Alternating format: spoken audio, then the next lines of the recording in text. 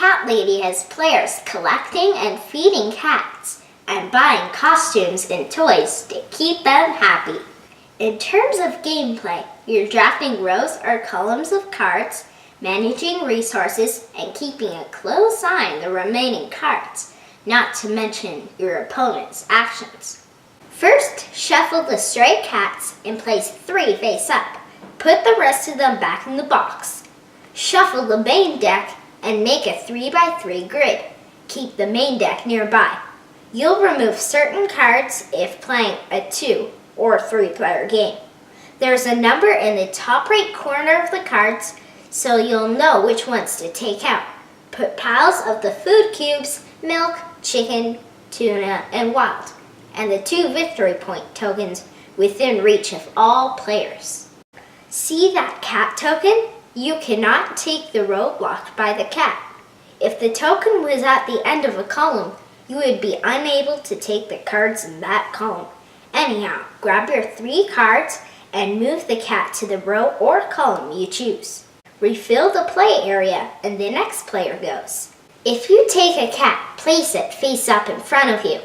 Their food needs and VP are on the card. Some cards give bonuses based on the cat colors, so keep an eye out for that. If you take a food card, immediately trade it in for food cubes.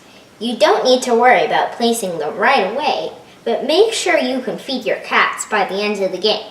You'll lose 2 VP per unfed cat. You'll also lose 2 VP if you have the most leftover food.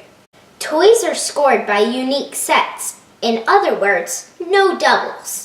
You'll get 1 point for 1 toy, 5 points for 3 toys, and 12 points for 5 toys.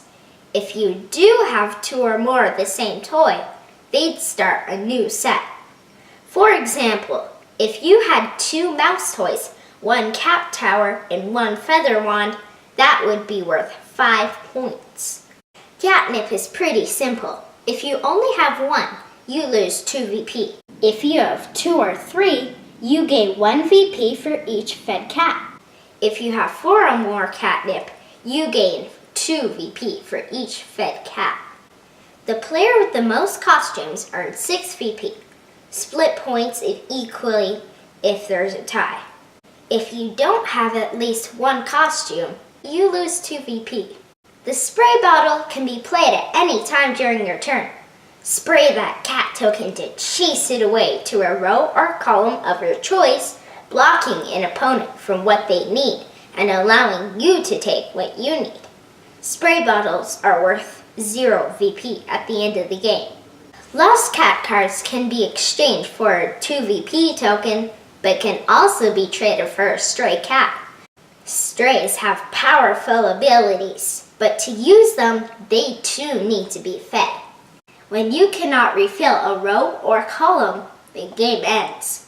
Follow the scoring rules to add up all your victory points. The player with the most wins. If there is a tie, the player with the most fed cats wins.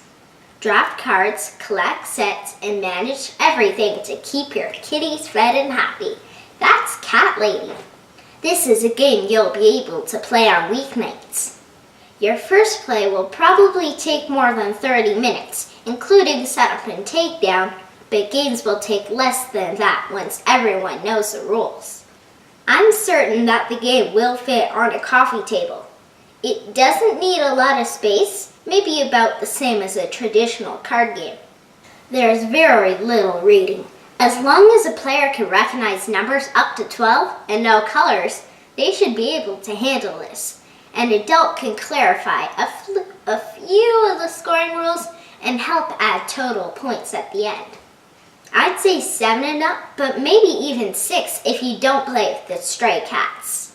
There are some small parts to keep very young kids away from the game, or anyone and anything else that could choke on the cubes. Our friend Ariel bought the game during her last visit. We played it a whole bunch of times at all player counts. Once, during a 2-player game, I was working super hard to feed all my cats, and I ended up with a leftover food cube. She had a ton of cats and wasn't able to feed one of them. Not wanting to collect even more cats, she traded in 4 lost cat cards for 2 VP tokens on her last turn. Ariel won 31-30. The drafting and blocking mechanism using the cat token to decide what to collect and what to keep the next player from getting is the best part of this game. Compared to some similarly light games, there's a fair amount of luck mitigation. The wild food, which I keep saying are insects, the multicolored cats, and score multipliers are just some of the ways that players feel like they always have a chance.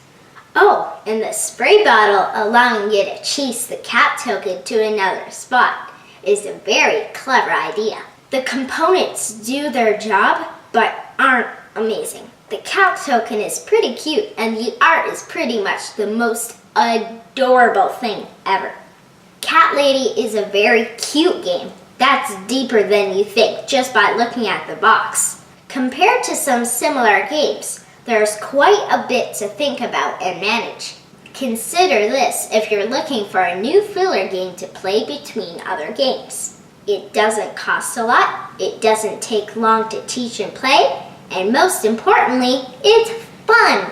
Cat Lady is a really good choice for most gaming groups.